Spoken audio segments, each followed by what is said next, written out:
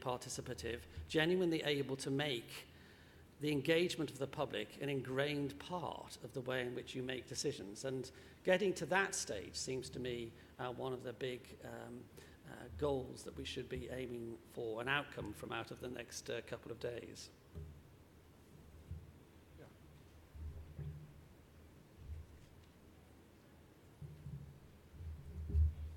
Microphone's coming. Oh, yes. Do you want to go first and then to you, sir? Yes. Andrew Podger. Your comments about real democracy resonate very much with long debates about what do we mean by responsible government, which is more than democratic elections. It's about independent judiciary, it's about a public service. Yeah. And I really wanted to question you about the last part. How important to you is the degree of independence of the public service in order to make this real democracy work? I think that anyone interested in constitutional reflection and thought that didn't strongly believe in a system of checks and balances can't have reflected properly on the experience of the last 200 or 300 years. So it seems to me that in a complex constitutional settlement, you should have both independence in the judiciary and independence amongst public servants that are actually involved in implementing decisions and providing expertise that is required to enable people to make decisions. So the diagram that I put up, which was trying to identify the four forces, was precisely trying to capture the idea that you needed to balance those four forces in some way in order to come up with a more effective system of decision making. But what I wanted to end up in terms of my concluding note is that in terms of the balance of citizen engagement, I think we can go much further and much more substantially than we currently have. And the reason why I'd say that we must do it is simply this, which is fascism. I don't think you can live in Europe and see what's been happening over the last 20 years, see the rise of right-wing populist politics, all of which is premised on ultimately a very common opinion amongst people, which is democracy is failing because it's not delivering any real sense of control over people's lives, and because they see rich and powerful people having these cozy relationships with elected politicians and being to get away with all kinds of things. Without obsessing about the Murdoch episode, it did really kind of bring those issues to the fore yet again within the United Kingdom. That's a genuine and real gap in people's experience of democracy. So it seems to me that we do need to take democracy seriously in order to make sure that it's not ridiculously populist, we're not imagining that people are going to engage all the time at all times, that we're not neglecting the need for the balances that you've talked about in terms of an independent judiciary or an independent public service system. All of those balances are important, but I do think we need to take much more seriously a sense that we can deliver for the average citizen a feeling that democracy works for them rather than for other people.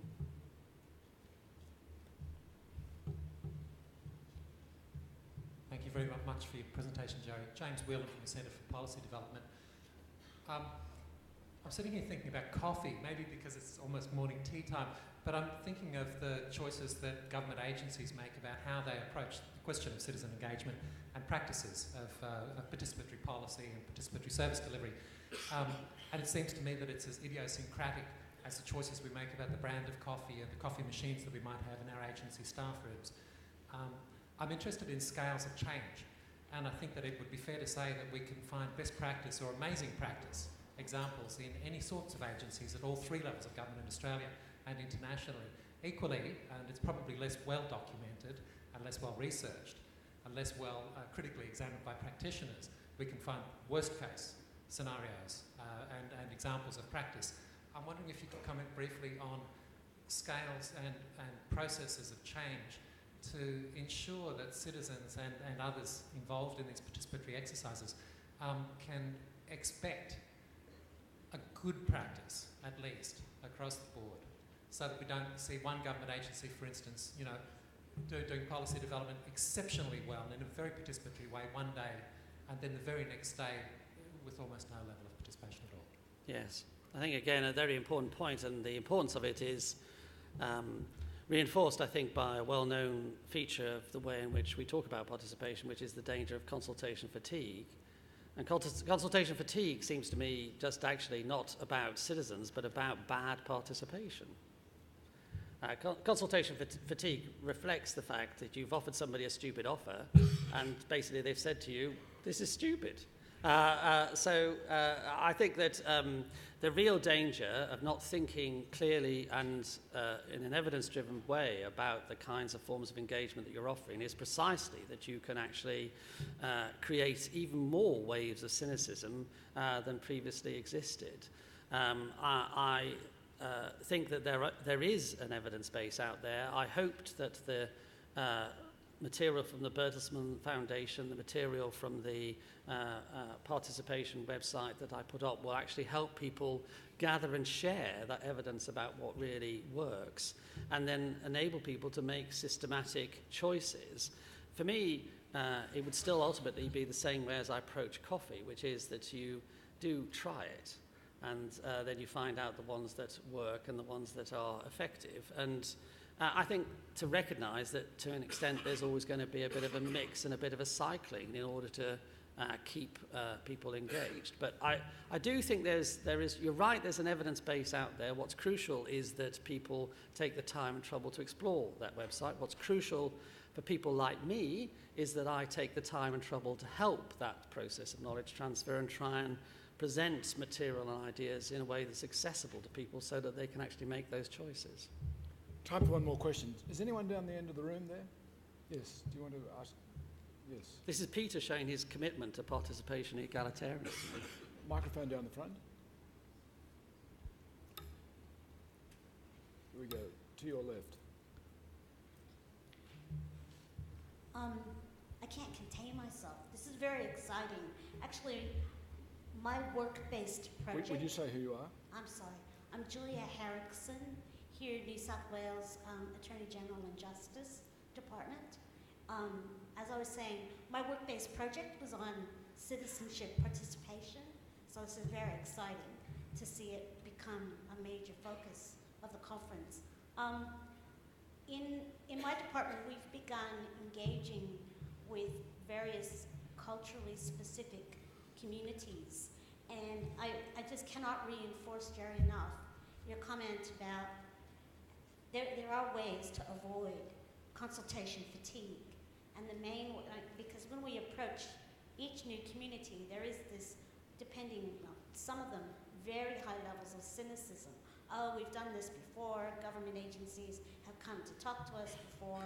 We take our Director General with us, he chairs the meeting, but most importantly, he goes back to the community 6 months later, actually follow, and our obligation is that we have to follow up on those commitments that he makes at those meetings. And we've been engaging with several communities over the last 4 years, and it's been really successful.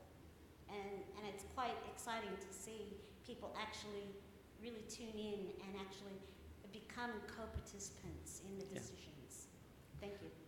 I think those are really powerful messages and great ones for me to end on, because I can absolutely 100% agree with the sentiment and the argument. And in a way, it captures my most important message, which is that Winston Churchill said 2 things about democracy that I can remember. One, of course, is his very famous, which is it's the least worst form of government that's so far been invented. And I fundamentally and completely agree with that. And what's amazing is if you look at the World Values Survey, the vast majority of the world's population agrees with that sentiment as well. So we've got something that's worth defending and worth promoting. But the other thing that Winston Churchill said, and it might have been after he'd had a drink or two, which is that the only thing that really put him off democracy was a 5-minute conversation with any constituent.